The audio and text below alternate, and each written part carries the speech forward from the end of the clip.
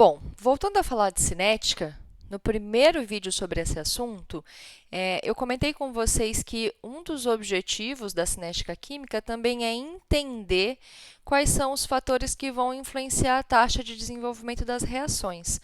Ou seja, entender como é que uma reação a gente pode fazer para que uma reação se processe de forma mais rápida ou mais lenta. Então, o objetivo aqui é conhecer quais são esses fatores que podem influenciar a taxa de desenvolvimento das reações e de que forma que isso vai acontecer. Então, o primeiro fator que a gente vai citar aqui é a natureza dos reagentes. Por quê?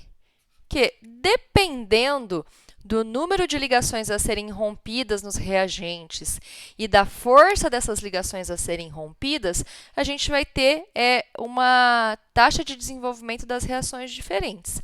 Então, quanto maior for o número de ligações que a gente precisa romper para essa reação acontecer, e quanto mais fortes forem essas ligações, mais difícil vai ser o processo. Então, menor vai ser a taxa de desenvolvimento da reação química.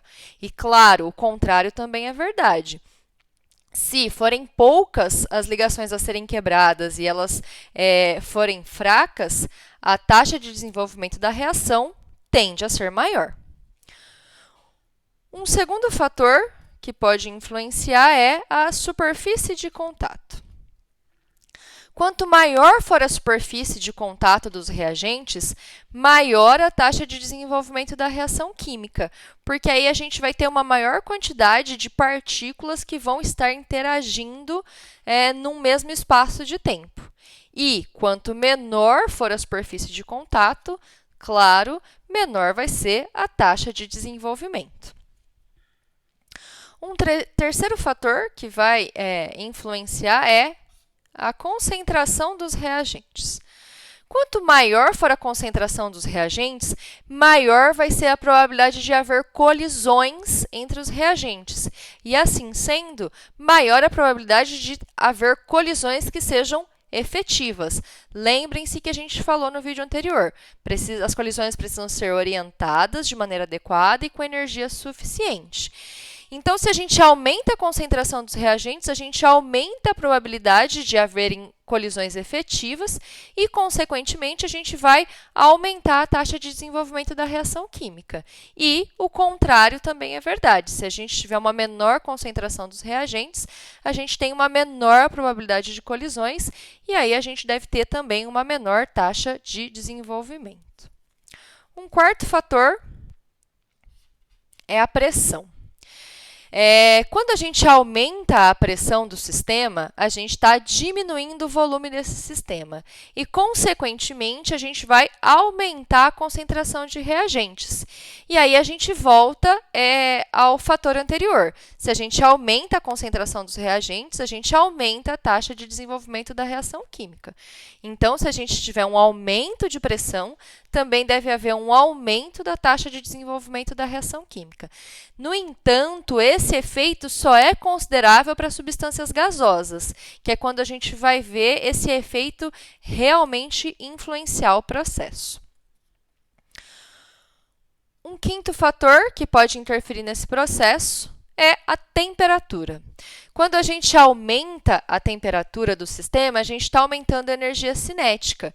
Então, a gente vai aumentar a movimentação dessas moléculas, dessas partículas. E, com isso, a gente aumenta a probabilidade de choques efetivos.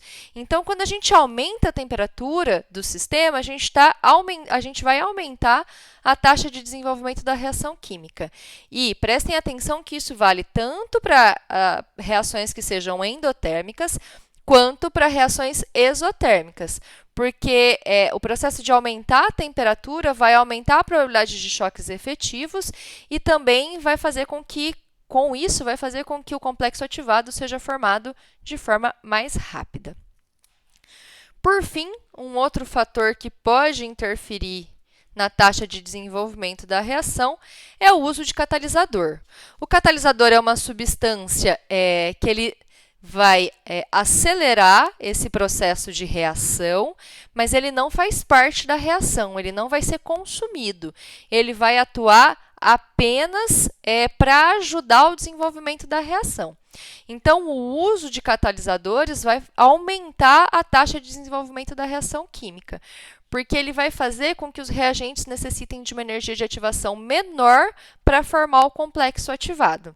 Mas lembro para vocês, o catalisador ele não faz parte da reação, ele simplesmente vai atuar facilitando o processo da reação e, com isso, aumentando a taxa de desenvolvimento da reação. Então, esses são os fatores que nos interessam, conhecer os seus efeitos para a taxa de desenvolvimento das reações químicas, e a gente continua o assunto de cinética no próximo vídeo. Até lá!